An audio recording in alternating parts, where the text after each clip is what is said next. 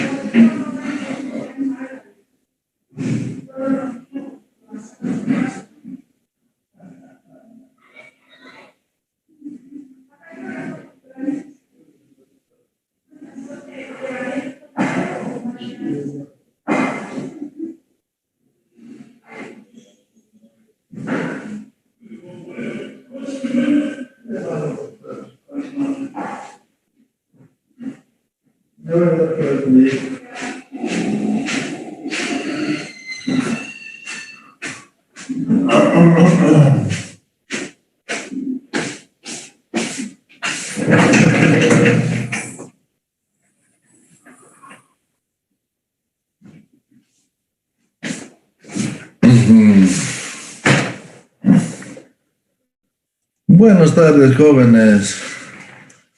Buenas tardes a todos. Buenas tardes, Buenas tardes, ingeniero. Toma, ahí están entrando otros.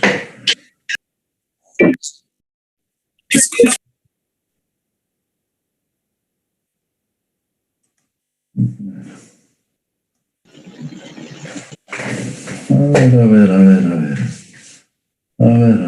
Buenas tardes, ingeniero. ¿Cómo estás? Buenas tardes.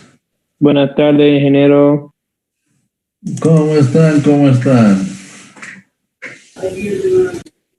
Mi ciudad. Mi ciudad. Diagramas.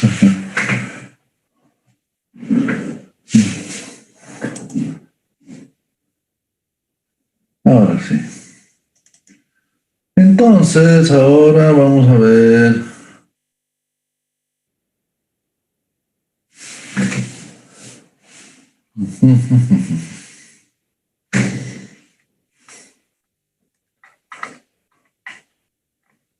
Ahora sí tenemos, ya.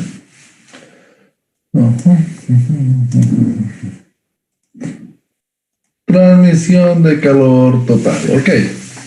¿Lo ven? ¿Observan? ¿La pantalla está clara? ¿No está clara? Se ve bien, ingeniero. Nuestra pizarra electrónica, ¿no? O sea, sí podemos editar, podemos hacer lo que queramos, ¿no? La transmisión de calor no se da por una sola forma, se da por las tres formas, en mayor o menor medida.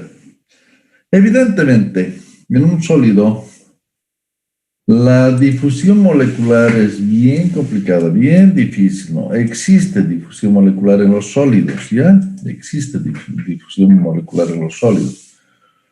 Si ustedes han pasado clases con el doctor Aguirre, ¿pasaron clases? No pasaron clases con Iván Aguirre. Sí, ingeniero. Les he dicho que los granos, o sea, el ordenamiento molecular dentro de los granos, no es perfecto, ¿verdad? No es perfecto. Y ahí en las imperfecciones es donde algunas moléculas tienden a moverse e irse al borde de grano, ¿no? Irse al borde de grano, que es como normalmente inicia la falla. ¿Les hablaron de eso o no les habló de eso el ingeniero Aguirre, el doctor Aguirre? Sí, ingeniero. También con el ingeniero Zuna hemos visto parte de eso. Julito les explicó también de difusión molecular. En los vidrios de las catedrales, a ver si puedo ver. A ver, veremos. Aquí vamos a agarrar una pestaña nueva. Ajá. Vidrios de catedrales. A ver, veremos, ¿no? A ver si difusión molecular más, ¿eh? ¿Qué tenemos? ¿Ah? Ajá.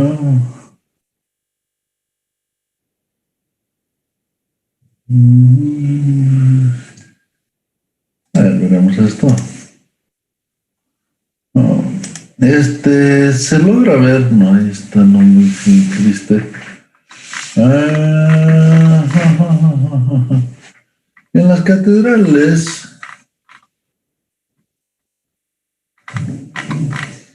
A ver si se logra ver. Los vidrios son delgados en la parte superior y más anchos en la parte inferior, pero no es porque los hayan fabricado así, sino porque con el tiempo las moléculas fueron cayendo. No se nota muy bien. Imágenes, si se logra ver esto. No tengo ninguna vista. Pero en la parte inferior es así triangular el vidrio porque las moléculas van yendo hacia abajo. con el tiempo, una difusión molecular. Que si el vidrio es sólido, que si el vidrio es líquido, que esto, otro. Bueno, no estamos para discutir ese asunto. Sino que se ve difusión molecular en el vidrio, se ve difusión molecular en muchos materiales, pero muy poco va a haber transmisión de calor por difusión molecular dentro de un sólido. ¿Está bien? Ahora, el detalle es de que por radiación. Sí, pero en realidad en radiación hemos hablado de que para que pase calor por radiación, el sólido tiene que ser transparente, ¿cierto? Hemos hablado hablamos de calor y que había un calor que atravesaba, pero solamente atravesaba en cuerpos transparentes. No digo que sean transparentes para a ver, aquí está, veamos esto. Ajá.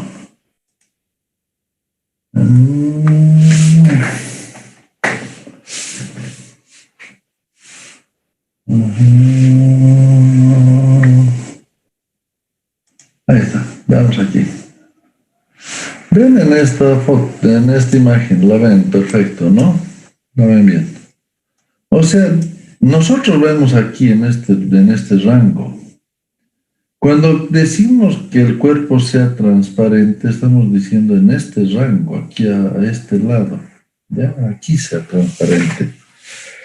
Y es el cuerpo transparente en este rango. Sí, algunas veces una hoja de un árbol puede ser transparente en este rango, ¿saben? En este rango, ¿ya? En el rango infrarrojo. Una hoja de un árbol es transparente en el rango infrarrojo. ¿Qué significa eso? Que viene el señor Águila, ¿no? El señor Águila, y observa una hoja y debajo de la hoja está escondido un conejo y el águila observa al conejo que está del otro lado de la hoja. Cosa que creo que nosotros no podemos hacer, o vos puedes hacerlo, Arcadio. Puedes ver un conejo detrás de una hoja. No, no, ingeniero. No es, pero un águila sí logra observar.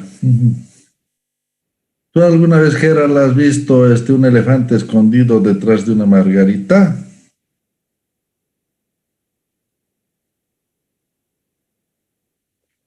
¿No hay Gerald Uceda?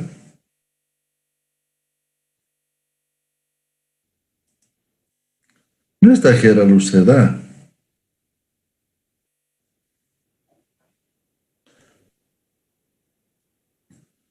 Juan José Valdivieso, ¿estás? ¿Qué ocurre? Se meten a la clase y no están en clase.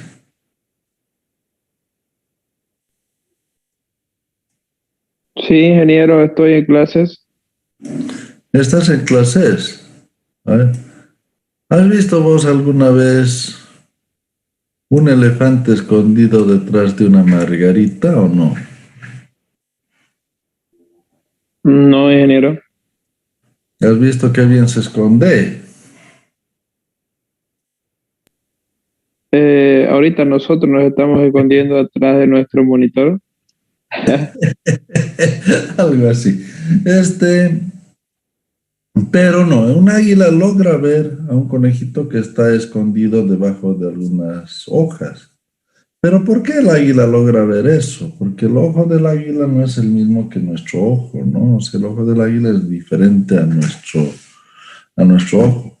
El espectro visible del águila, lo veamos si aquí tenemos internet, puede ser que nos dé alguna nota, ¿no?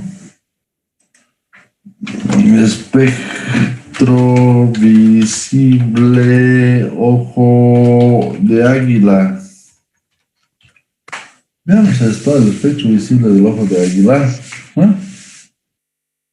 Veamos, este es el ojo humano.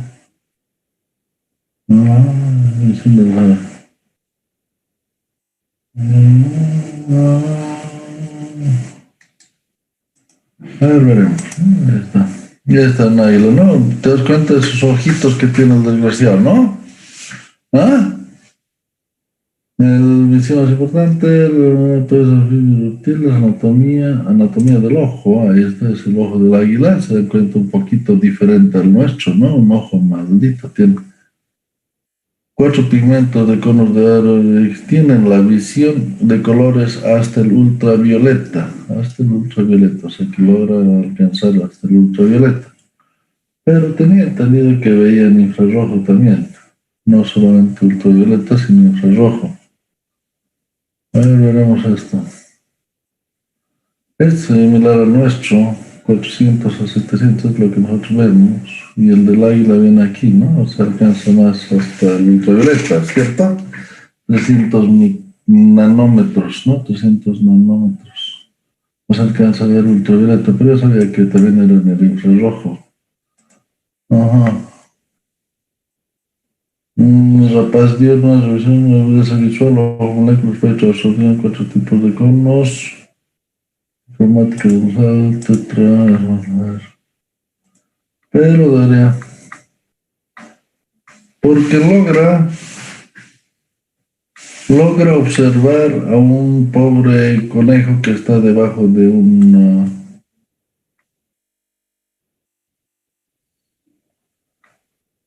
aves nocturnas, mayores promedio de paso ubicado, visión binocular, tienen aves presas diurnas, superposición 30-50%. Bastoncitos han sido desechados, la adaptación visión nocturna, una única favor. Ajá. Posee plumas oscuros frente a lo que sirve para reducir el brillo desde la superficie del agua con un lagarto de caza de peces. Bueno, muchos rapaces faveas y con más bastoncitos, los bastoncitos y los conos, uno sirve para visión nocturna y los conos y los bastoncitos son para visión diurna, ¿no? 65.000 milímetros cuadrados en 38.000 en normal, ¿no? Imagínense eso, ¿no? 65.000 milímetros cuadrados en el cernical americano y 38.000 en normal, ¿no? Con espectacular visión a larga distancia. Incrementos, receptores, múltiples tardos, visión a distancia 6-8 veces más que los humanos, dan visión binocular. Sí, pero definitivamente, o sea, de uno de estos bichos difícilmente se va a escapar, ¿no? Difícilmente se va a escapar un conejito queriéndose esconder debajo de las ramas, porque observan en el espectro del infrarrojo, entonces el calor que emana el conejito lo observan. Las águilas van y atacan al lugar donde observan el calor, o sea, ellos logran ver esto, nosotros no logramos ver, nosotros estamos viendo solamente hasta el rojo, no llegamos a ver más allá del rojo, en 800 nanómetros.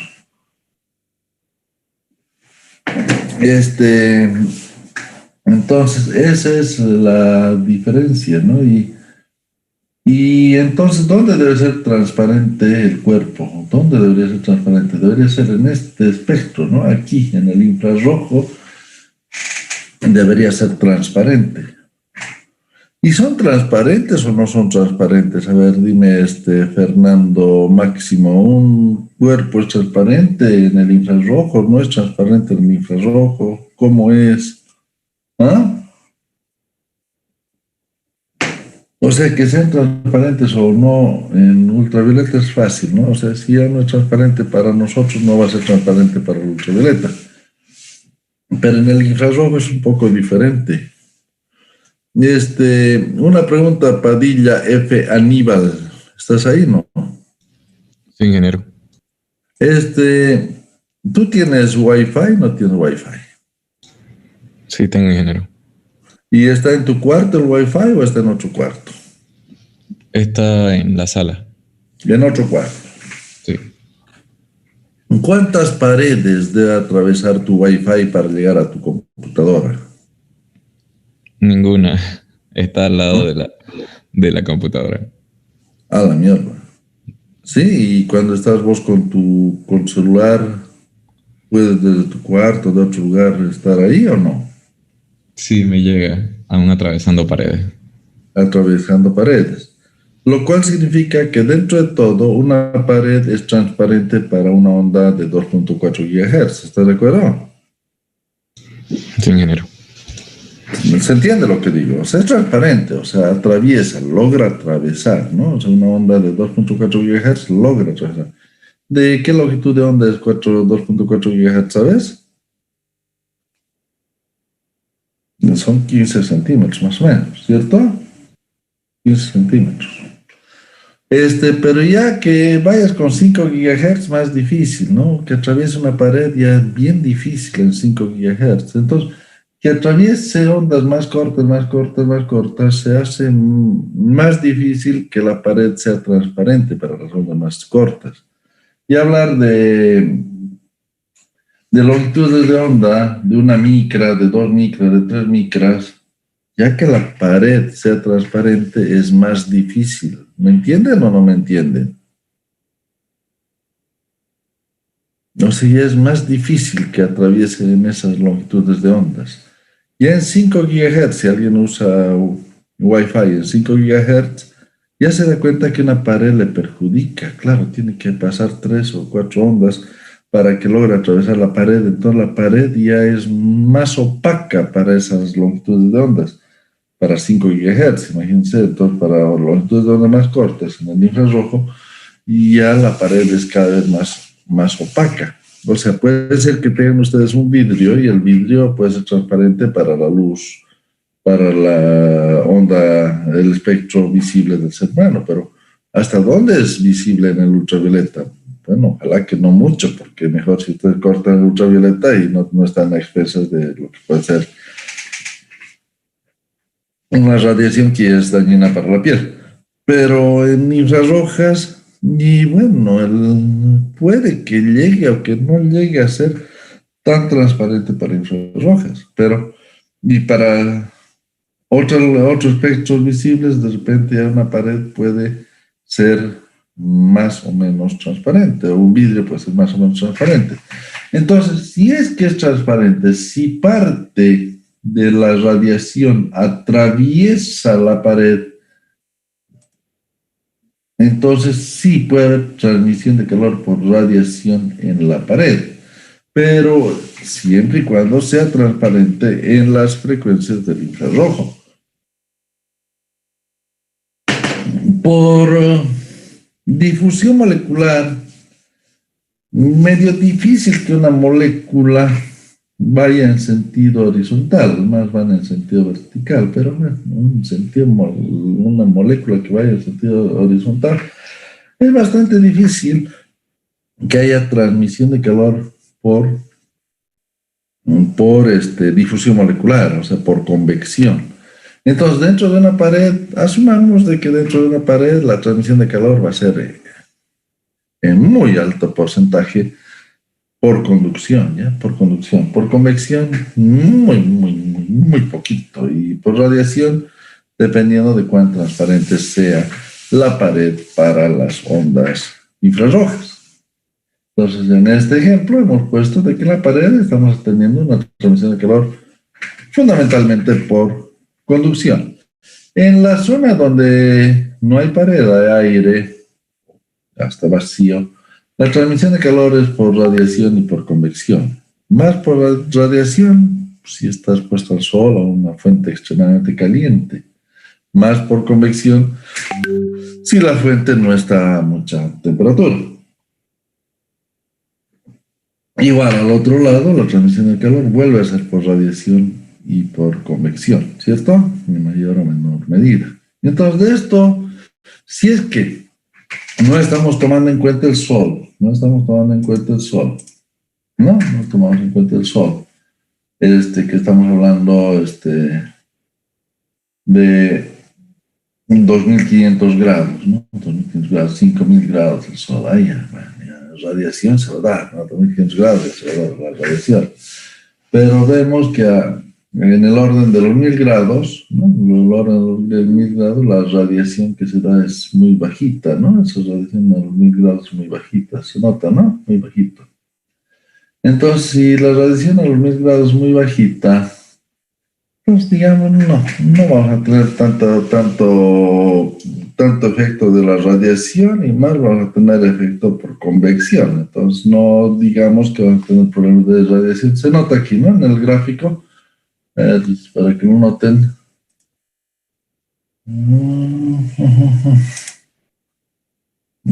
Para que veamos solamente el de 1000.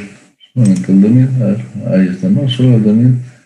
Alcanza este valorcito miserable, ¿no? De 500, ¿no? Sí.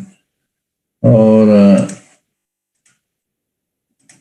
cuando aplicamos todos, ¿no? Entonces, mira, aquí estamos 5000, estamos en cerca de 30.000 con este, ¿no? Y eran 500 el de 1000 grados, ¿no? Ya 500.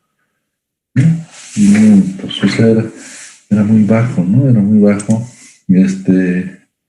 Los joules, ¿no? 500 joules por metro cuadrado, ¿no? 500 joules por metro cuadrado, era muy bajo, muy bajo. 500 joules por metro cuadrado era muy bajo, ¿no? Muy bajito. Frente a los 25.000, 30.000 que tenemos a 2500 grados, ¿cierto? Entonces, debajo de 1000 grados no se estimaría decir que hay un problema de radiación. No sé, nuestros problemas más van a ser por convección que por radiación. Hablamos de 2000, 3000 grados. Sí, ahí ya tenemos que hablar de radiación. Entonces, ahí sí, ya por radiación vamos a tener mucho efecto, ¿no? De transmisión de calor por radiación. ¿Sí? Lo vieron, ¿no? Se dan cuenta en el gráfico, no se dieron cuenta en el gráfico, ¿no? Que miren aquí a 1000 grados, esto es una miseria, ¿no? Una miseria, la campana de Gauss que se forma en comparación con la que se forma aquí a los 2500 grados. Este gráfico lo tienen ustedes, se los he pasado, ¿verdad? Se los he pasado.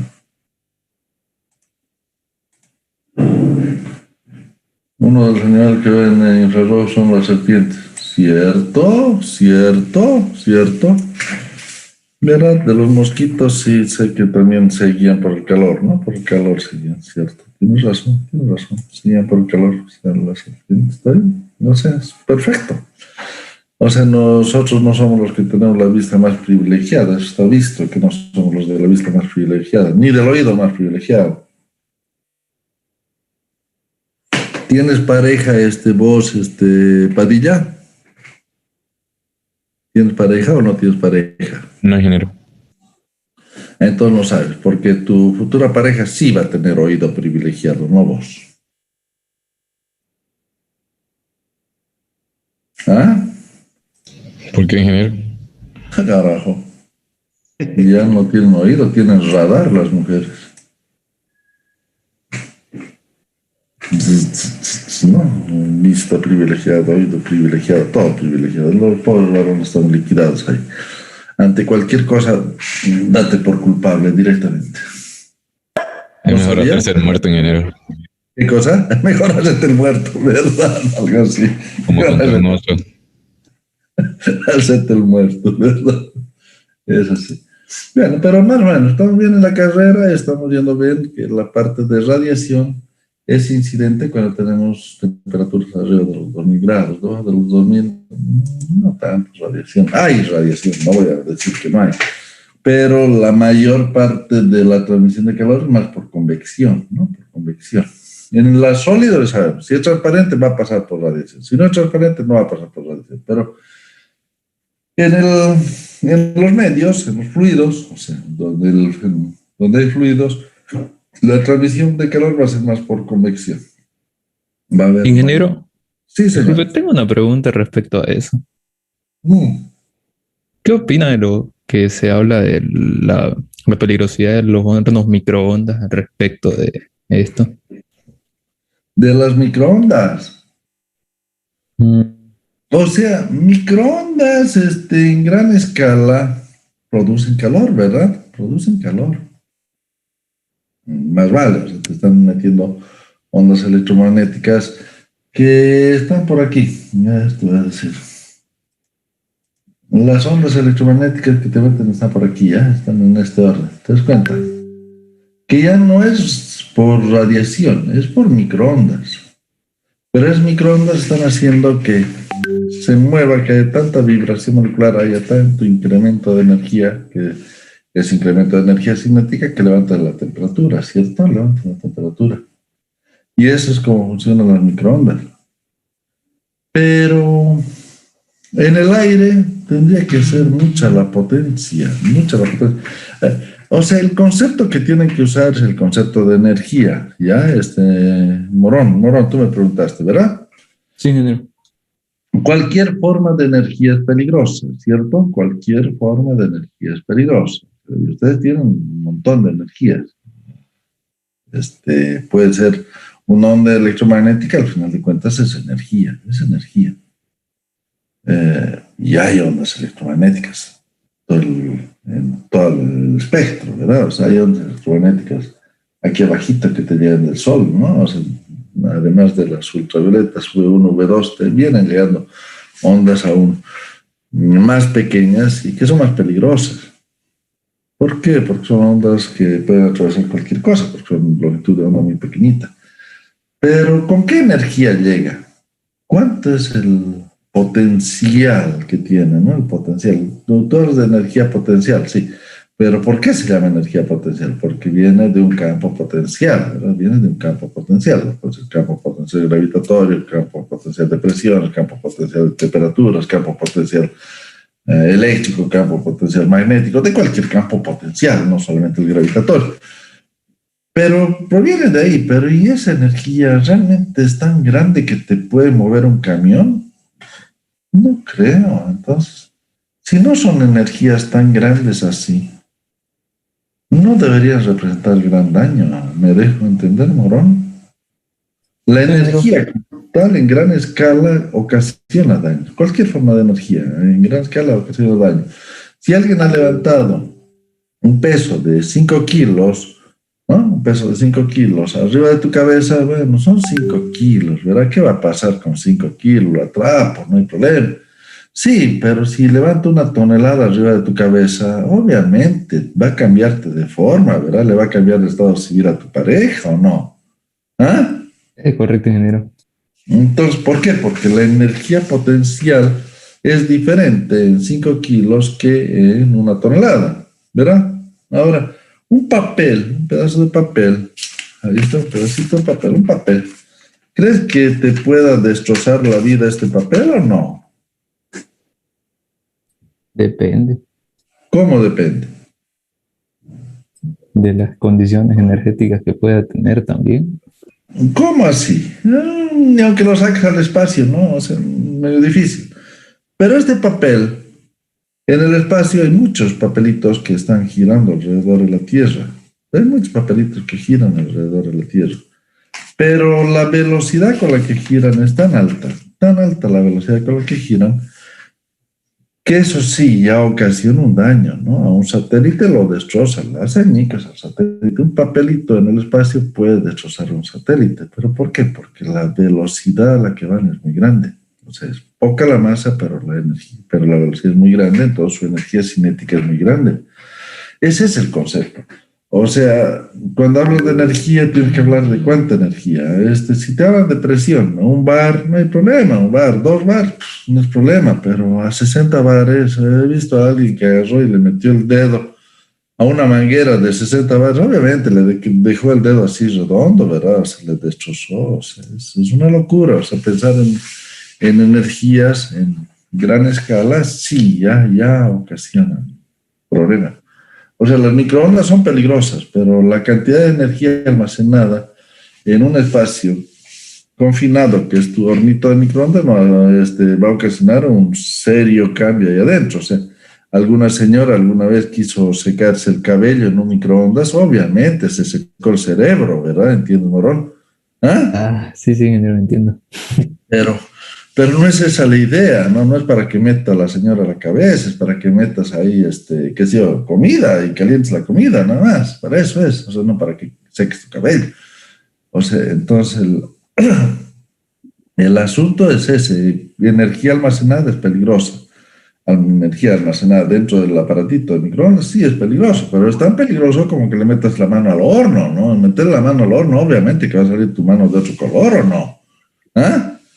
Y no hay microondas ahí adentro, es tan peligroso como eso, es tan peligroso como eso, pero mientras esté confinado, la energía confinada a un espacio, entonces no ha de ser peligrosa. El rato en que liberes esa energía, que no esté confinada, sino que liberes en un espacio más grande, claro, se va a diluir hasta donde puede, pero puede ocasionar, sí, algún malestar en el entorno, ¿cierto? Imagínate, deja tu horno abierto y prendido a bruto calor, llegas después de 2 horas y ese ambiente va a estar sofocante, va a estar un ambiente totalmente cálido, ¿verdad? Porque lo has dejado el horno encendido por 2 horas en ese ambiente, o sea, es obvio, estás liberando energía térmica, energía de alguna forma, energía de microondas o como sea, está liberando hacia afuera, ¿eh? Pero las microondas son esas, son ondas muy pequeñitas que sí, que pueden ocasionar malestar, pero es de esperar de que mientras están confinadas no lo ocurra, ¿ya? O sea que si ahora piensas que una antena 5G te va a dañar el cerebro, yo lo dudaría, realmente lo dudaría. Desde hace muchísimos años vivimos con muchas ondas que desde la década del 70 ya empezaron a usar microondas. El ser humano ya empezó a transmitir por microondas en la década de los 70. Y antes, desde los 40, el ser humano manejaba alta, media y frecuencia alta, media y corta, ¿no? O sea, entonces, en la década del 50, en Bolivia se escuchaba una radio de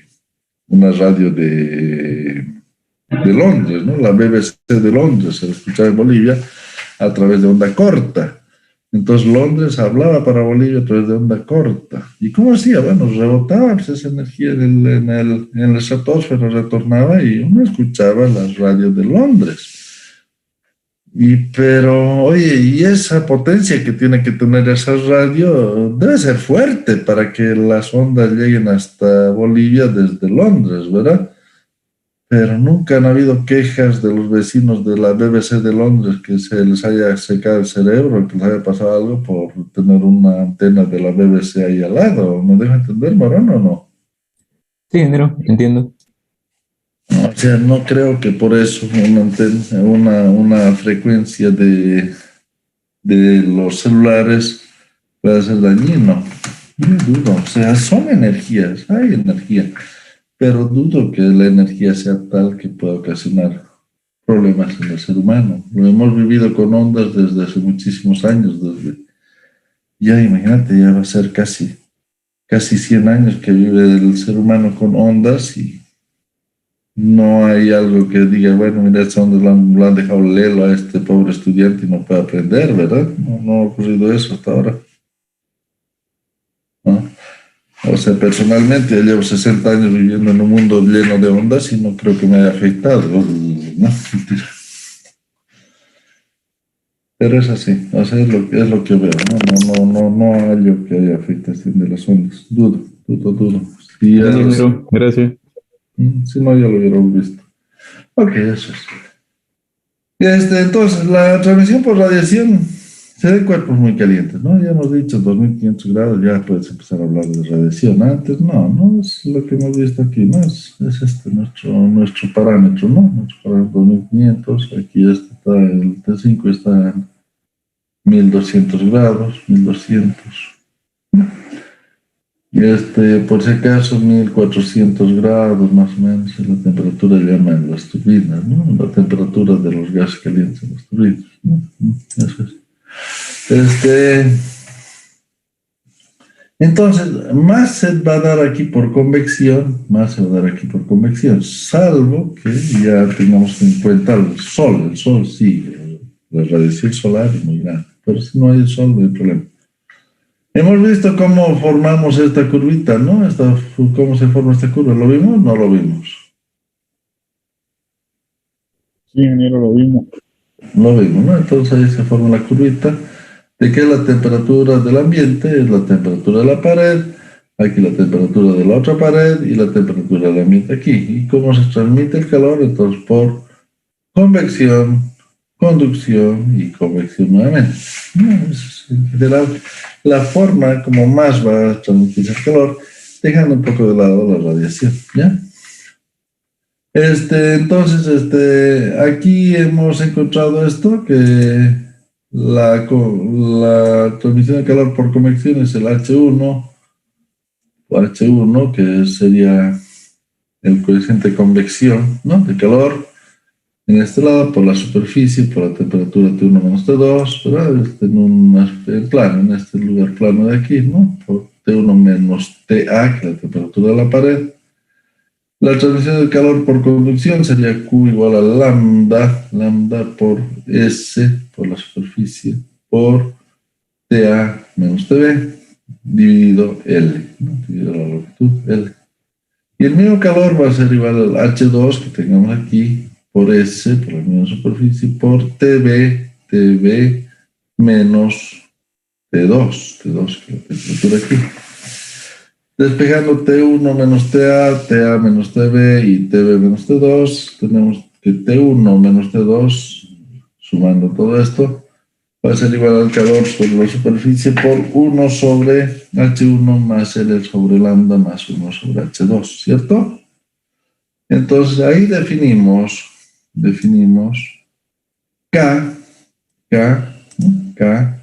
como la inversa de esto, ¿no? 1 sobre H1 más L sobre lambda más 1 sobre H2. O sea que K es igual a 1 sobre H1 más 1 sobre lambda más 1 sobre H2.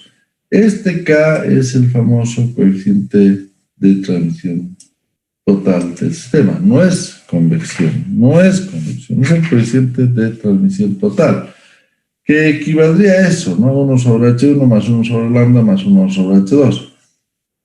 ¿Qué quieren? Quieren transmitir calor. El que más se va a oponer a transmitir calor, si es que ponen ustedes un metal, ¿no? El metal tiene un lambda demasiado grande, entonces 1 sobre lambda es demasiado chiquito, y va a ser 1 sobre H1 más 1 sobre H2, porque esto es como la suegra, es despreciable, ¿verdad? Entonces 1 sobre 1 más sobre H1 más 1 sobre H2, donde H1 y H2 son los coeficientes de convección, ¿no? Los coeficientes de convección en uno de los lados y del otro de los lados. ¿Se entiende eso, no? Entonces, eso sería, o si ustedes prefieren, H1 por H2 dividido H1 más H2. O sea, ese sería el valor de K. H1 por H2 dividido H1 más H2, ¿verdad? Porque es 1 sobre H1 más 1 sobre H2. Es H1, H2 abajo, y aquí queda H2 más H1, entonces queda H1, H2 sobre 1 más H2. 1 sobre H1 por H2 sobre H1 más H2. Ese sería, para que ustedes lo vean, el coeficiente K. En un lugar donde ustedes quieren transmitir calor. Si lo que ustedes no quieren transmitir calor, o sea, quieren impedir la transmisión de calor, ¿cierto? Entonces lo que ustedes van a poner son unos lambdas bien chiquitos, un material aislante, van a poner corcho, van a poner fibra de vidrio, van a poner asbesto, aunque sea, van a poner ladrillos refractarios, van a poner cualquier cosa que impida que se transmita calor. En ese caso, 1 sobre H1 y 1 sobre H2 quedan chiquitos en comparación con el L sobre lambda.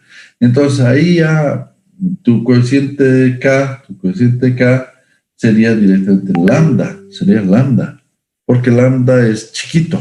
Y 1 sobre H1, 1 sobre H2 acaban siendo ya muy grandes si no los tomas en cuenta. Y lo que te interesa es el lambda, el coeficiente de conducción, porque ya lo que estás impidiendo es con la pared, estás impidiendo el paso de calor. ¿Se entiende este asunto o no, jóvenes? ¿O estoy hablando medio en chino?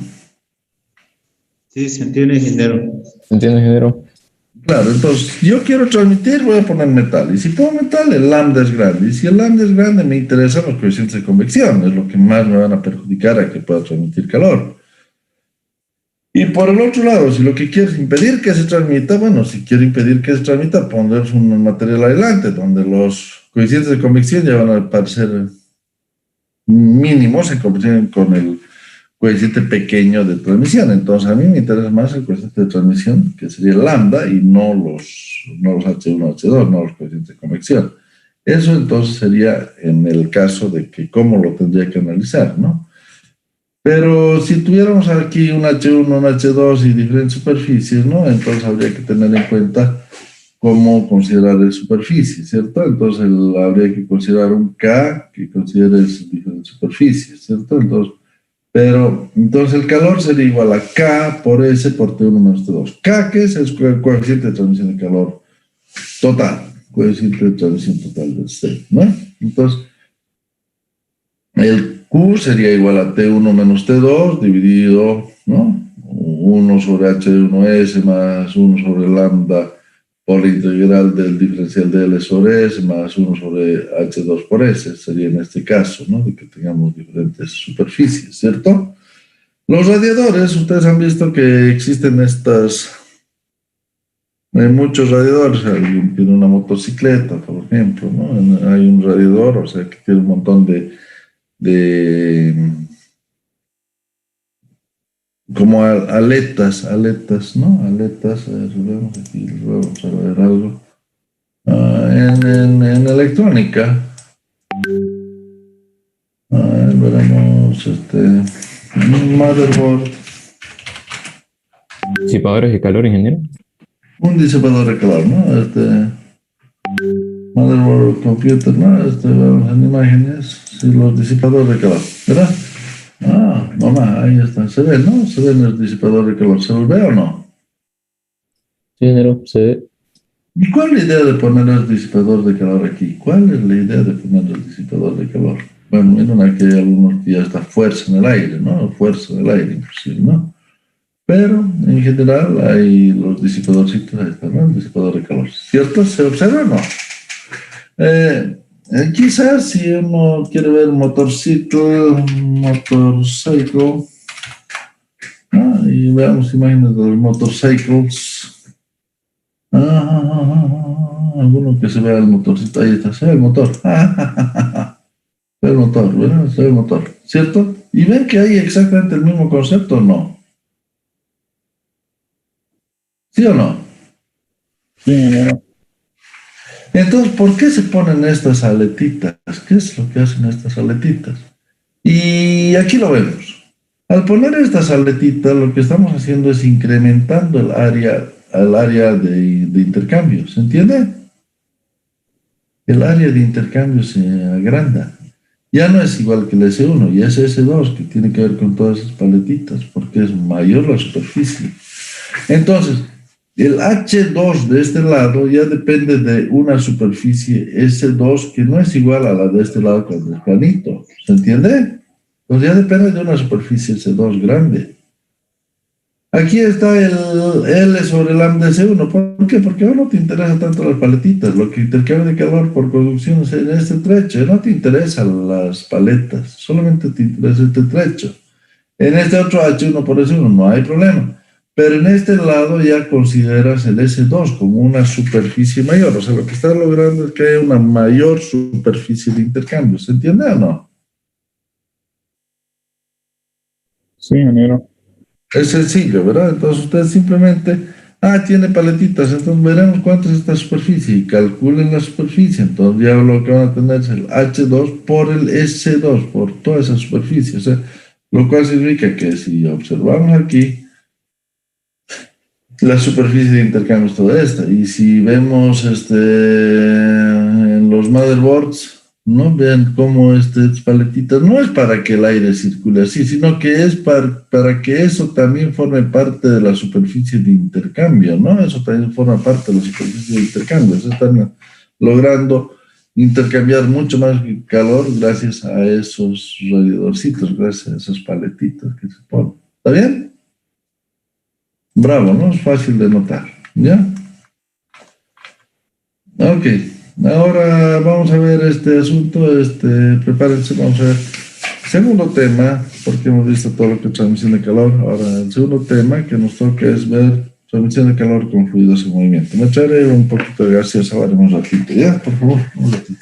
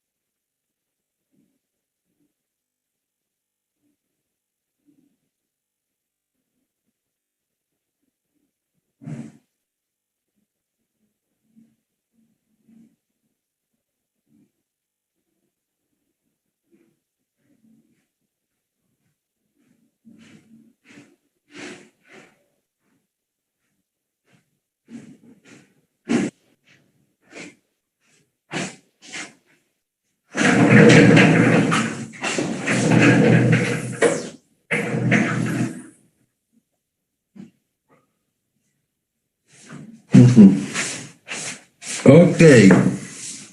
¿Están ahí todos? ¿Están? Sí, ingeniero. Sí, ingeniero. Ingeniero. Ya, perfecto. Veamos transmisión de calor total con fluidos en movimiento. Como hablamos de transmisión de calor total, hablamos de este señor K, ¿ya? De este señor K, que en principio puede ser eso, en principio puede ser algo así como todo esto, ¿cierto? Es el calor K. Y entonces nosotros cuando hablamos del señor K, estamos hablando de lo que es convección, de lo que es conducción y convección al otro lado, ¿cierto? Estamos hablando como K. Entonces para nosotros la transmisión de calor va a ser igual a transmisión de calor K por S por salto de temperatura, ¿cierto? Por T1 menos T2. Si prefieren, menos K por S por delta T. Menos K por S por delta T. ¿Por qué menos? Porque es temperatura final menos temperatura inicial, ¿verdad? Eso sería nuestro K. Ok. Nuestra suposición, que T1 es mayor que T2. Por lo tanto, tita 1 va a ser menor que tita 2. ¿Se entiende esto, no? Si este se enfría, este se calentará. ¿Está bien? Obvio, ¿no? Obvio. Este se enfría porque este se calienta. ¿Ya? Entonces, si T1 es menor que T2, entonces tita 1 tiene que ser menor que tita 2. O sea, este está enfriando, este se está calentando. ¿Está bien? Hay un fluido que circula G1, caudal másico G1 por este lado, y un caudal másico G2 que circula por este otro lado, ¿ya?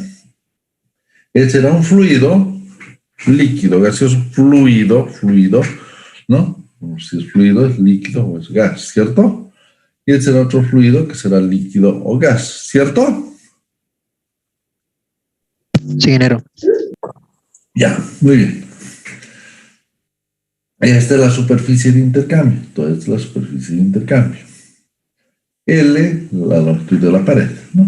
Lo expresamos, ¿cierto? Y transmitimos una cantidad de calor Q, un flujo de calor Q, ¿cierto? Un flujo de calor Q, ¿ya?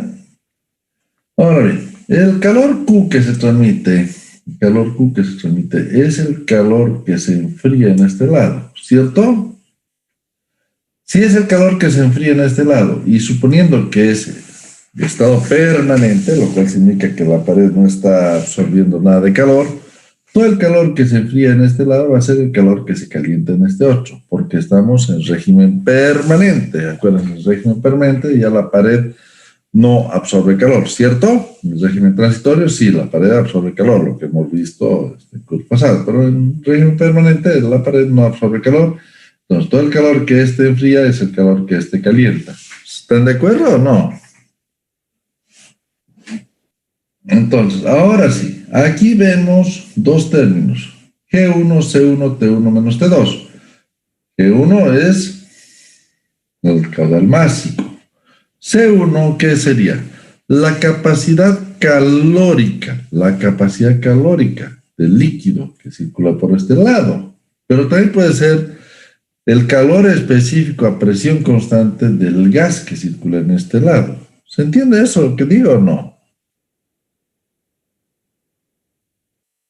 Vuelve a repetirlo, por favor, ingeniero. Ya. Un líquido tiene calor sensible, ¿cierto? Un líquido tiene calor sensible. Mientras está en estado líquido. Que se vuelve calor latente en el momento en que está cambiando de estado, ¿cierto? Ingeniero. Un líquido es calor sensible que se vuelve calor latente si está cambiando de estado. ¿Por qué está cambiando de estado el líquido? Porque se está solidificando, se está volviendo hielo o se está volviendo vapor. Ahí hay calor sensible. Si no es calor, si no es calor latente, si no es calor sensible. Y entendemos nosotros por capacidad calorífica, la cantidad de energía que necesita por unidad de masa y por unidad de temperatura ese fluido, ¿no? Para levantar 1 grado Celsius, 1 kilogramo, etcétera, etcétera, ¿no? La definición de kilocaloría, de BTU que ustedes ya lo han definido, ¿cierto? ¿Están de acuerdo o no? que es Sí, una kilocaloría, la cantidad de calor que necesita 1 kilogramo de agua para levantar 1 grado Celsius. Entonces, ¿qué es eso? Es la capacidad calorífica del agua, 1 kilocaloría por kilogramo grado Celsius, 1 BTU por libra grado Fahrenheit, o si no, los 4 y pico kilojoules por kilogramo grado Kelvin, ¿cierto? Es lo mismo, todos son capacidad calorífica, ¿cierto? ¿Está bien? ingeniero. Y si no es agua, si es otro fluido, si es aceite, si es gasolina, si es mercurio, todos son líquidos. Y mientras sean líquidos, todos tienen una capacidad calorífica, ¿cierto? Yo no tengo tablas, no sé si mi tabla termodinámica tendrá, pero obviamente no necesitamos nosotros ser genios para hablar de la capacidad calorífica de líquidos. De líquidos, capacidad calorífica. El calor específico, kilocaloría del agua es 1, etcétera, etcétera. Eso lo sabemos, ¿no? Ahí está. Vemos aquí capacidad calorífica en el Wikipedia, que nos puede dar algo, ¿no? Capacidad en joules por Kelvin o kilocaloría por grado Celsius, ¿no? Joule o caloría, Kelvin o grado Celsius, capacidad calorífica del cuerpo del sistema, C por M. Y en los gases hablamos del calor específico a presión constante, que sería el equivalente, ¿no? O sea, el equivalente a la capacidad calorífica sería el calor específico a presión constante. Cuidado, la capacidad calorífica a volumen constante y a presión constante es lo mismo, es líquido, ¿se entiende? Un líquido, entonces un proceso a presión constante, un proceso a volumen constante es lo mismo, porque es líquido, ¿cierto? O sea, levantar la presión no le cambias el volumen. Y a diferentes temperaturas se supone que más o menos el volumen va a permanecer constante, la presión va a permanecer constante, es la idea, ¿cierto? Y entonces aquí es donde hablamos del calor como la masa por el salto de entalpías, ¿no? Entalpías en los líquidos, en los gases, que es lo mismo en los líquidos. En los líquidos igual, hablamos por el salto de entalpías, pero es que eso de las entalpías no lo huelo muy bien. Sí, capacidad calorífica por temperatura, la entalpía del líquido, capacidad calorífica por temperatura, que es lo mismo que calor específico a presión constante por temperatura en los gases. Es lo mismo, se salta en la entalpía, ese es el calor sensible. Y sigue siendo y cuando es latente por cambio de temperatura también hay un salto de entalpía. Pero ese salto de entalpía es a temperatura constante. Ay, pucha, entonces, ¿cómo es el asunto? A ver, ¿me quieren matar con este asunto? No. A ver, aquí tenemos las tablas y diagramas, ¿verdad? Ahora sí, vamos a ver esto. ¿No? ¿Qué pasó?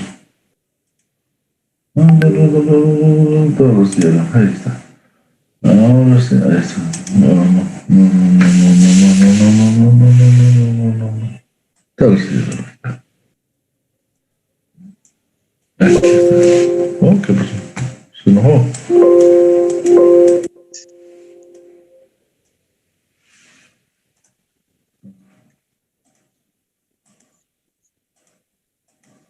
Ahora sí. Ahí está, todos los diagramas. Y nosotros vemos aquí, lo voy a agrandar un poco, ahí está, ¿no? A una determinada temperatura, digamos a 15 grados, ¿cierto? A 15 grados, ¿qué observo?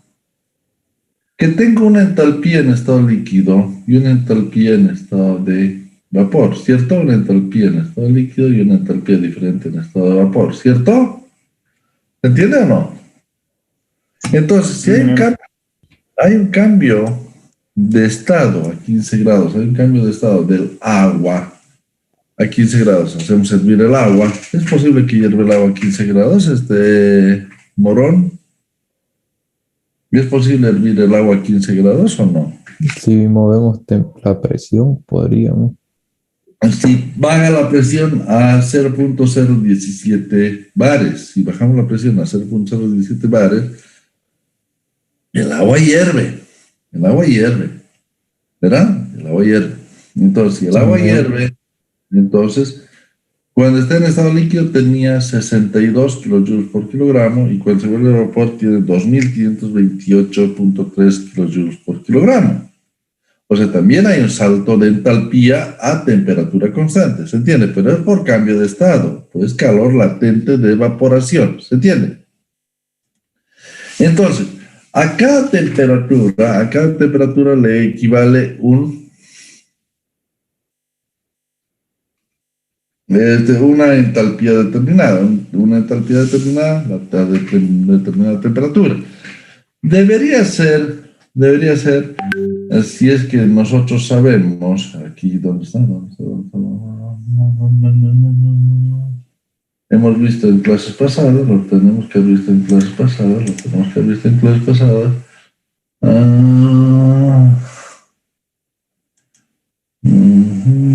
Transmisión de calor 1, aquí creo que hemos visto.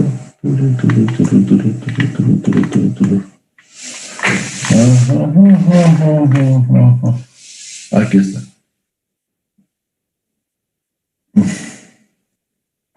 Aquí hemos visto en esa transmisión de calor 1.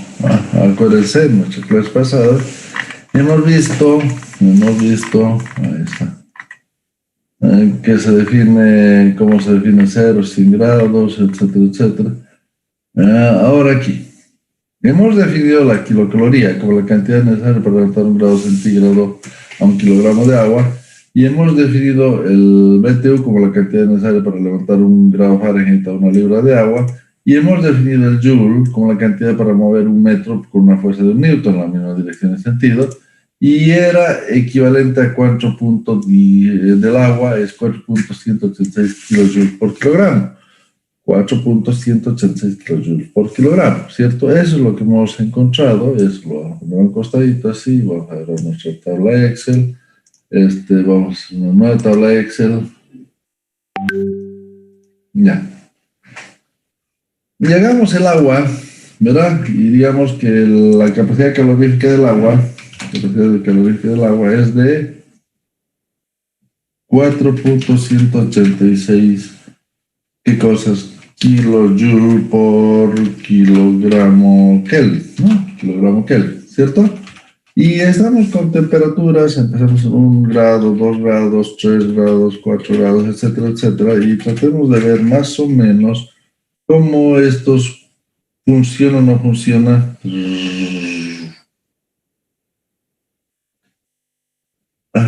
No llevo más allá de 100, ¿no? ¿Para qué queremos más allá de 100? ¿Cierto? Totalmente no, ya, ahí está. Y veamos esto, ¿cuánto sería?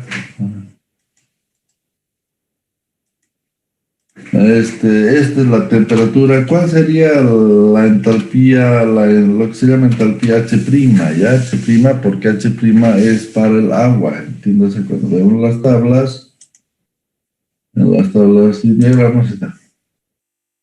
A la mierda, ¿qué pasó? Se perdió.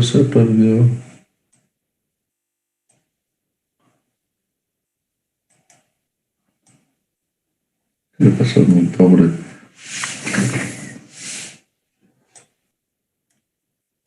Ahora sí.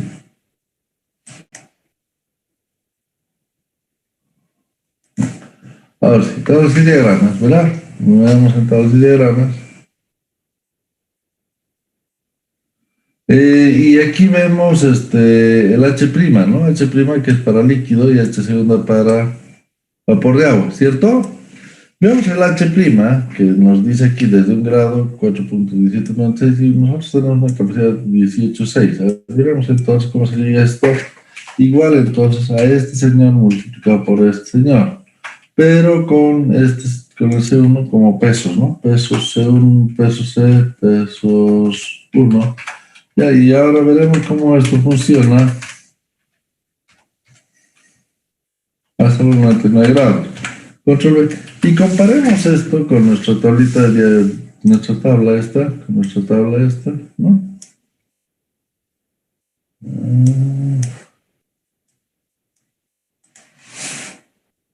No puedo sacar esto.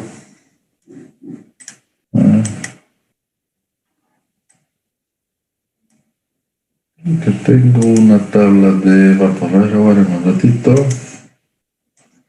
A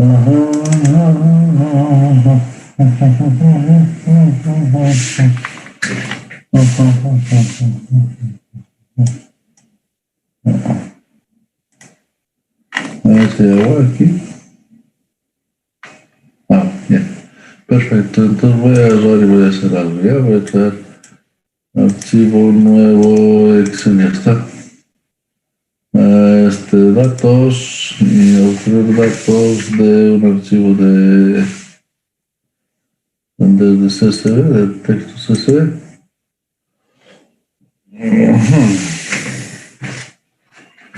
A ver. Desktop.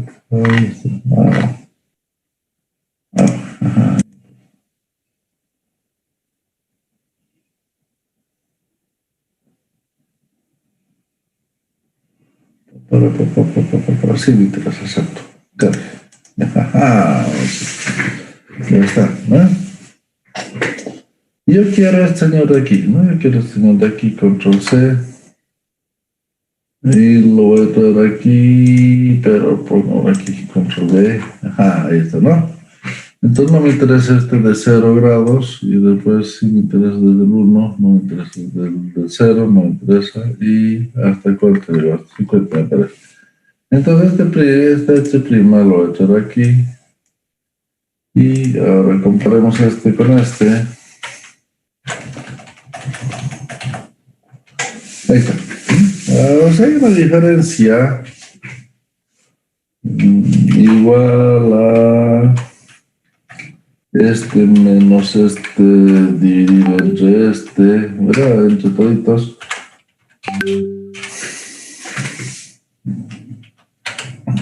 Hasta 100 grados lo voy a tener. La mierda, hasta 100 grados lo voy a tener.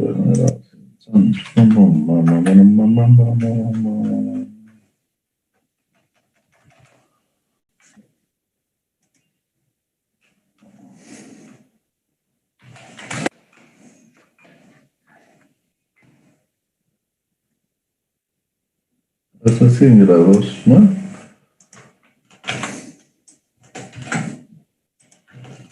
No,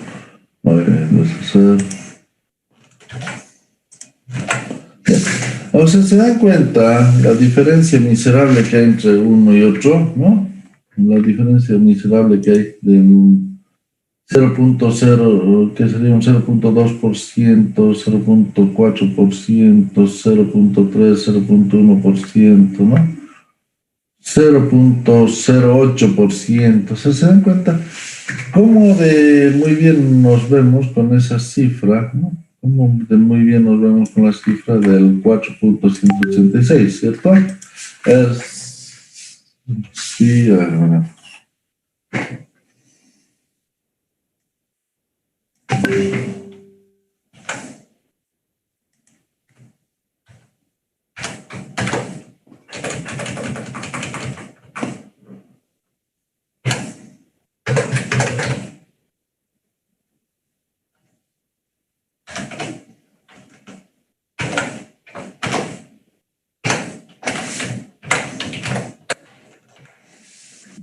¿Se dan cuenta? Miren eso. En todos, salvo en este, ¿no? Salvo en este. ¿No? Nuestro error es menor al 0.1%. Entonces, nuestro error es menor al 0.1%, ¿cierto? Entonces, podemos decir que es más o menos constante, igual a 4.186 kilojoules por kilogramo Kelvin, ¿sí? Y ese sería la capacidad calorífica del agua, ¿cierto? Capacidad calorífica del agua, 4.136 kilojoules por grado Kelvin, ¿cierto? Que es diferente al calor específico a presión constante, que la idea sería que sea tan constante, pero más o menos se da entre 0 y 40 grados, que el calor específico tiende a ser más o menos constante en la campana. Lo que es interesante es que,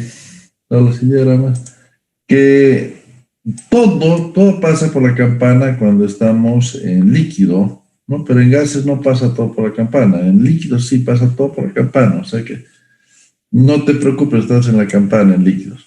Entonces, si tú tienes la capacidad calorífica, que es 4.186, te das cuenta que con las tablitas que tenemos, ¿no? Son muy parecidas, 8.87, 8.9, 2.5, 2.6, 16.7, 16.8, 20.9, 21.0. Pues están muy parecidos, ¿no? 146, 165, 121, 25, 121, 89, o sea, 129, 76, 91. Se dan cuenta que realmente estamos aquí 334, 335, 418, 419. O sea, la capacidad calorífica del agua es más o menos constante y es igual a 4.186 kilojoules por kilogramo grado Kelvin. Y la entalpía es la capacidad calorífica multiplicada por la temperatura, tan sencillo como eso. Eso es la entalpía del agua en estado líquido, ¿no? En estado líquido. ¿Verdad? Miércoles. ¿Cómo me logro hacer mis tablitas para Excel, no? Ya, ahora sí. Entonces, ahora bien. Entonces, si se trata de líquidos, ¿qué sería la capacidad calorífica por la temperatura? Es la entalpía del líquido en este lugar. Y calor específico por esa temperatura es la entalpía del líquido en este lugar, ¿cierto? Y si es gas, calor específico por presión constante por esa temperatura es la entalpía del gas a esa temperatura. Calor específico por esta temperatura sería calor específico y a presión constante por esa temperatura sería la entalpía del gas a esta temperatura. O sea, mantengamos los conceptos de termodinámica todo el tiempo. Aquí estoy hablando de capacidad calorífica, estoy hablando de entalpía, pero no me interesa si es líquido, si es gas, si es vapor, lo que sea, no me interesa. Yo digo que va a ser G1 por C1, que es la capacidad calorífica, o el calor específico por presión constante, lo que quieran, por las diferencias de temperaturas, igual a G2 por C2 por tita 2 menos tita 1. En general, si prefieren, ¿verdad? El calor va a ser igual a ¿qué? A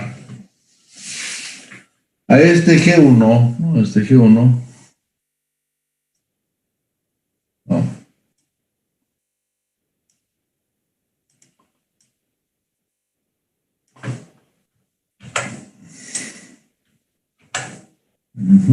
Ahí, por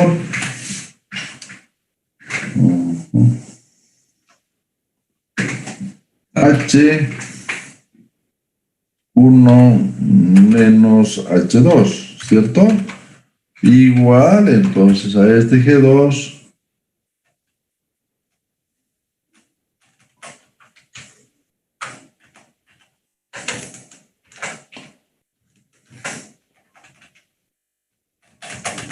ya nos olvidamos de este, ¿no? De este por aquí sería el H, no, H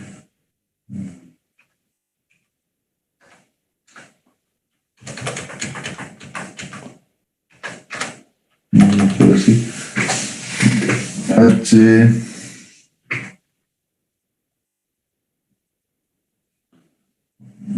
dos uno menos H22 H11 menos H12, o sea, H12, ahí está. ¿Por qué? Porque es la entalpía del fluido 1, ¿no? La entalpía del fluido 1 inicial menos la entalpía del fluido 1 final, ¿verdad?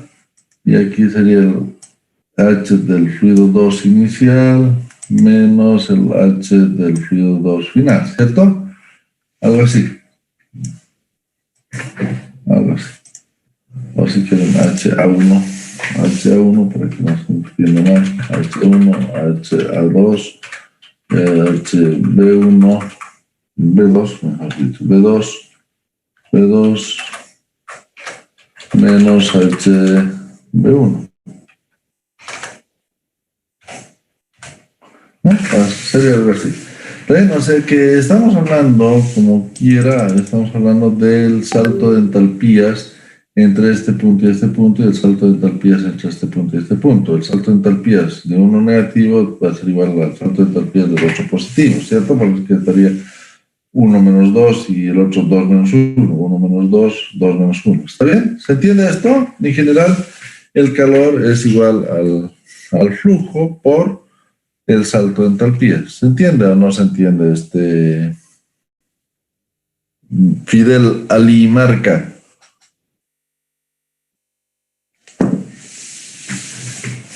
¿Aló? Sí, ingeniero, lo entiendo. Ya, perfecto. Entonces, en general es salto de entalpías. Esto que ponemos aquí, G1 por C1 por T1 menos T2 igual a G2, C2 por θ2 menos θ1, eso es salto de entalpías. C1 es calor, es capacidad calorífica en los líquidos y es calor específica a presión constante en los gases, pero al final de cuentas sigue acabando en volverse salto de entalpía, en líquido salto de entalpía, ya es lo que ustedes quieren, ¿verdad? Ahora bien, de esta fórmula, vamos a despejar G1C1 dividido G2C2, va a ser igual entonces a θ2 menos θ1 dividido T1 menos T2, ¿cierto? Vamos despejando, esto pasa a dividir al otro lado y este señor pasa a dividir a este lado, ¿cierto? Es así. Entonces vean esto, cuánto incrementa θ2 es cuánto cae T1 a T2, ¿no? Cuánto incrementa θ2 menos θ1 es en cuanto decrementa T1 menos T2. ¿Se entiende esto o no? Cuánto incrementa uno de los valores es en cuanto se va decrementando el otro valor. O sea, lo cual significa que aquí en este pedacito, en este pequeño diferencial de S, ¿no? Estoy en la superficie, de esta superficie a ese diferencial de S que recorro, en ese diferencial de S que recorro, va a haber un diferencial de T, porque estamos hablando de que es calor sensible, no es calor latente, ¿cierto? Es calor sensible, entonces hay un diferencial de T. Un diferencial de T negativo, porque el T está cayendo, ¿no? Este diferencial de T es negativo. Y a este lado va a haber más un diferencial de θ positivo, porque está subiendo, ¿cierto? Entonces, en cuanto cae este diferencial de T, va a caer este diferencial de θ, como en todo lo que cae este T, es todo lo que va a subir este θ. Entonces, hay una relación entre θ2 menos θ1 y T1 menos T2, como es menos diferencial de θ respecto de T, con signo negativo porque uno cae y el otro sube. ¿Se entiende o no? Sí, ingeniero. Ya, belleza. A ambos términos le sumo 1 más todo esto va a ser igual a 1 más todo esto, pero 1 más con signo negativo sería 1 menos todo esto, ¿cierto? Entonces esto sería lo que voy a llamarle 1 más θ2 menos θ1 dividido T1 menos T2 es igual a 1 menos diferencial de θ respecto a T, ¿verdad? Pero ahora sí, esta cantidad de calor, la cantidad de calor que pierde en ese diferencial de T, ¿no? En este diferencial de T, al ir de T a T menos diferencial de T, ese calor que pierde por esta con signo negativo, porque el diferencial de T es negativo, ¿no? Ese calor que pierde va a ser igual a K, la constante de transmisión del calor, por el diferencial de S por T menos θ, ¿no? Por T a este lado, θ a este lado, es el diferencial de calor que circula por aquí. El G por diferencial de T por el calor específico a presión constante va a ser igual a K por diferencial de S por T menos θ, ¿cierto? Por T menos θ. ¿Se entiende o no se entiende? O sea, ese diferencial de calor que estoy en este pedacito azul de aquí, estoy transmitiendo, ¿no? Un diferencial de calor que transmito aquí por este diferencial de superficie va a ser igual a ¿qué? A K por el diferencial de S por T menos θ. Y tiene que ser igual al G por diferencial de T, ¿no? Por calor específico a presión constante. O sea que es G por el diferencial de T por el calor específico a presión constante por la capacidad calorífica con signo negativo porque está cayendo. y debe ser igual a K por diferencial de S por T menos tita, de acuerdo con nuestra expresión, ¿cierto? Entonces no hay que olvidarse nunca de los signos, está cayendo por es negativo, ¿verdad? Entonces ahora sí, si yo agarro y este señor, lo multiplico por esto, va a ser lo mismo que a este señor multiplicarlo por esto, ¿cierto? Son iguales. Es una igualdad, entonces este por este y es igual a este por este, porque es igualdad. Entonces estoy multiplicando 1 por 2, entonces GS1 diferencial de T, GS1 diferencial de T, por 1 menos diferencial de T respecto a tita es igual a K diferencial de S por T menos tita por 1 más tita 2 menos tita 1 sobre T1 menos T2, ¿cierto? Porque he multiplicado, multipliqué este por este y multipliqué este por esto, ¿cierto? Ahora bien, si este diferencial de T lo pongo aquí, diferencial de T sobre menos 1 sobre el diferencial, entonces diferencial de T menos diferencial de tita, todo diferencial de T, entonces diferencial de T menos diferencial de tita, todo diferencial de T, este diferencial de T con este diferencial de T se van, ¿no? O sea, se van y me queda menos G1C1 por diferencial de T menos diferencial de tita, ¿no? Diferencial de T menos diferencial de tita. Igual a K, diferencial de S por T menos tita por, sería T1 menos T2 más tita 2 menos tita 1 sobre T1 menos T2, ¿cierto? Aquí sería así, ¿verdad? Sería esto de esta forma, ¿no? Todo dividido entre T1, todo dividido entre T1 menos T2, sería así, ¿verdad? Multiplicado en 1, ¿no? Multiplicado y dividido en el 1. Perfecto, ahora ya tengo algo bonito. Diferencial de T menos diferencial de tita es el diferencial de T menos tita, ¿no? Diferencial de T menos diferencial de tita, diferencial de T menos tita. Dividido T menos tita, dividido T menos tita, dividido T menos tita, es igual a K diferencial de S por T1 menos T2, ¿no? T1 menos T2, por más tita 2 menos tita 1, dividido G1C1, ¿no? G1C1 por T1 menos T2, G1C1 por T1 menos T2, ¿sí? G1C1 por T1 menos T2 es esto, es Q, ¿no? Es Q. Entonces aquí a G1C1 T1 menos T2 lo cambio por Q, lo vuelvo Q. Y aquí tenemos diferencial de T menos tita, dividido T menos tita igual a K por diferencial de S por T1 menos T2 más tita 2 menos tita 1 dividido Q. Integramos ambos los términos. Integral de logaritmo natural de T1 menos tita 1 dividido T2 menos tita 2, ¿verdad? Es la integral de ¿no? Entonces, entre T1 menos tita 1 dividido T2 menos tita 2. Sería esa la integral de ¿no? Del diferencial de T menos tita sobre T menos tita, ¿cierto? Es el logaritmo natural. Como está con signo negativo, inicial arriba, final abajo, por el signo negativo, ¿cierto? Como tenemos menos, entonces sería el logaritmo natural de T1 menos tita 1 sobre T2 menos tita 2, porque está con signo negativo. Igual a K por S por T1 menos T2 más tita 1 menos tita 2 sobre Q. Arreglando los términos, ¿cuánto me sale Q? Q es igual a K por S, ¿no? Q igual a K por S, el Q pasa a multiplicar K por S, por tita 1 menos tita 2 más tita 2 menos tita 1, ¿no? Tita 1 menos tita 2, tita 2 menos tita 1, dividido el logaritmo natural de T1 menos tita 1, dividido T2 menos tita 2, sería ese, ¿no? Sería. Arreglando mejor, T1 menos tita 1, T1 menos tita 1, menos T2 menos tita 2, menos T2 menos tita 2, o sea, T1 menos tita 1, menos T2 sobre tita 2, dividido el logaritmo natural de T1 menos tita 1 sobre T2 menos tita 2.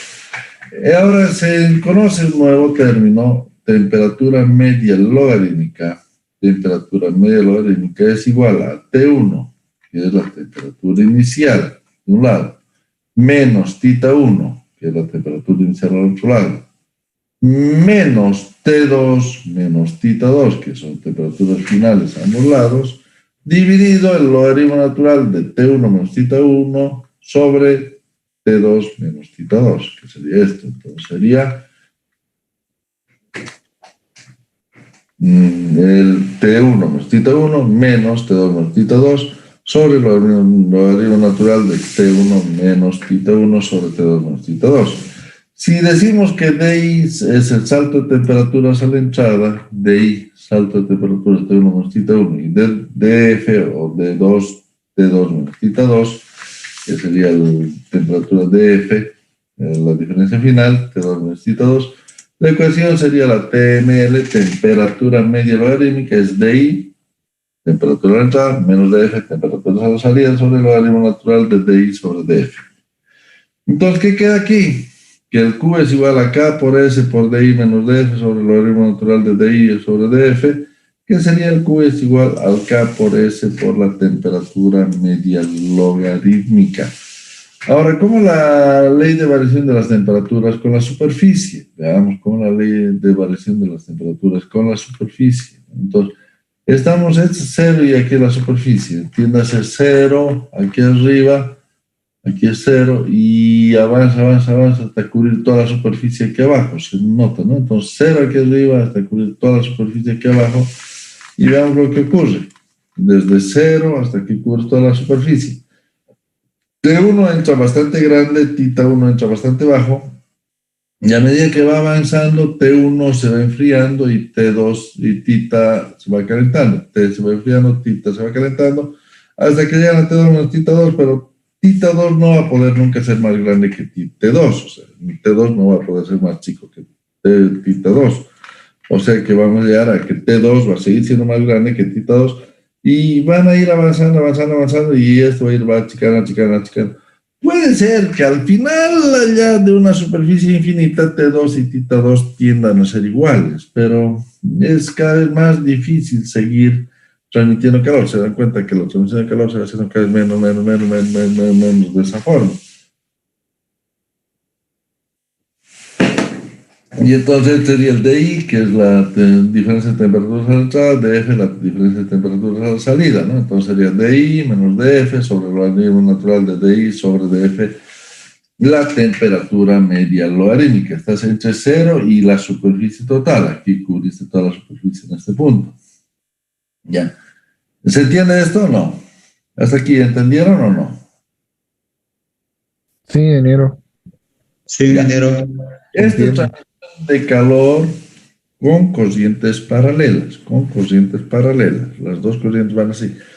Ya de por sí ven este gráfico y dicen, pucha, no me gusta mucho esta transmisión de calor, porque mira todo ese salto térmico, te das cuenta del salto de entropía de miércoles por ese salto térmico tan grande y al final los dos van a acabar igualándose, pero no más en este otro lado. Trataré de hacer algo mejor. Y hacer algo mejor es hacer un fluido a contracorriente, que vayan a contracorriente, ¿está bien? A contracorriente. ¿Cómo sería esto de que un fluido sea a contracorriente? Que T1 va a seguir yendo de arriba hacia abajo, ¿no? De T1 va a llegar al T2, el fluido que se enfría, y el fluido que se caliente que vaya de θ1 abajo hasta θ2 arriba, en contracorriente, ¿no? Que se oponga, ¿cierto? Que es lo mismo, el T menos diferencial de T, el diferencial de S, θ más diferencial de θ, en el otro sentido, ya no está para abajo, sino que va para arriba el diferencial de θ, ¿no? Se dan cuenta, entonces esto sería T menos θ, etcétera, etcétera.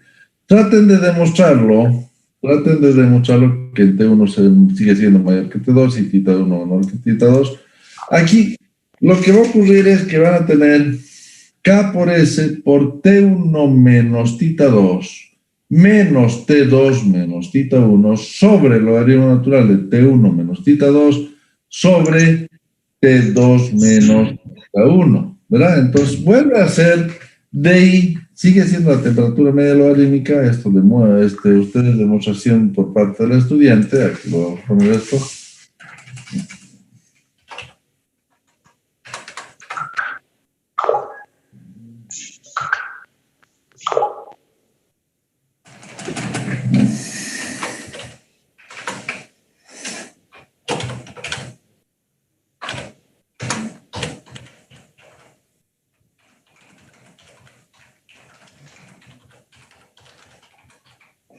De la misma forma que hemos demostrado ahí arriba, ustedes tienen como tarea demostrar esto, ¿ya? Tienen ustedes que demostrar esto, ¿ya?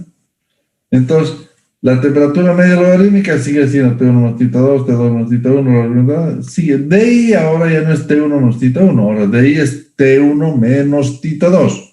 DF ya no es T2 menos tita 2, ya es T2 menos tita 1. Y la ecuación resulta, sigue siendo el TML, DI menos DF sobre el logaritmo natural de DI sobre DF. Y entonces el Q se igual a K por S por DI menos DF sobre el logaritmo natural de DI sobre DF, que es lo mismo que está aquí, DI menos DF sobre el logaritmo natural de DI sobre DF, pero con la diferencia con que DI es ahora T1 menos tita 2 y DF es T2 menos tita 1. ¿Está bien ahora? Claro, ahora veamos esto, la ley de variación de temperaturas. Ya cambió las cosas. T1 viene desde aquí hasta aquí y tita 1 viene desde aquí hasta tita 2 aquí. ¿Se dan cuenta? Entonces DI viene de esta forma, DF viene de esta forma. Entonces DI menos DF sobre el logaritmo natural de DI sobre DF es la temperatura media logarítmica. ¿Se dan cuenta de esto o no? De 0 a S. Entonces, salto térmico, ustedes se dan cuenta que es un salto térmico mucho más amigable, mucho mejor que el anterior caso. O sea, en el anterior caso, oye, ¿qué está pasando? Se están igualando las temperaturas, ¿no? O sea, que hay mucho salto térmico, aquí no hay salto térmico. Aquí hay un buen salto térmico a la entrada como a la salida de los ruidos, ¿cierto? Bueno, y se mantiene ese salto térmico, ¿sí? Y es bastante bueno. ¿Está bien? Eso sería cuando estamos a contracorriente. ¿Está bien? O sea, tenemos ya esta ventaja mucho más grande que esta ventaja de trabajar de esta forma, ¿no? Que es un desastre. ¿Ya? Si las corrientes no son a contracorriente, no son corrientes paralelas, si el fluido viene un fluido en un sentido, el otro en otro sentido, corrientes cruzadas, verán, de esa forma, en ese caso, se puede poner un factor de 0,95 y asumir que fuesen en contracorriente. O sea, analizarlo como si estuvieran a contracorriente y ponerle un factor que normalmente oscila en 0,95. O sea que tener corrientes cruzadas es tan bueno como tener corrientes en contracorriente. Lo que es un desastre es tener las corrientes paralelas. ¿Entendido esto? Entonces, con esto tenemos todo lo que son intercambiadores de calor, ¿no? Es lo que tenemos. Transmisión de calor con fluidos en movimiento. Transmisión de calor con fluidos en movimiento. Lo vamos a dejar aquí para la siguiente clase. Empezaremos a hablar sobre intercambiadores de calor. Aprovechando esto, ¿no? Empezar a hablar de los intercambiadores de calor. Ahora, sobre esto vamos a hablar de intercambiadores de calor. ¿Ok, jóvenes? ¿Está bien? Sí, Ok, ahora sí. Entonces, vamos a ver. Ya saben entonces que esto tiene que ver con los saltos de entalpía. Tiene que ver con saltos de entalpía, ¿no? No se vayan a alterar. El salto de entalpía. ¿Ya? Ok, jóvenes. Nos vemos el día de mañana entonces. Nos vemos. Gracias, ingeniero. Hasta luego. Hasta luego. Hasta luego, ingeniero. La próxima semana. Hasta luego, ingeniero. Ingeniero. El lunes. Ok, jóvenes, nos vemos. Hasta luego. Cuídate.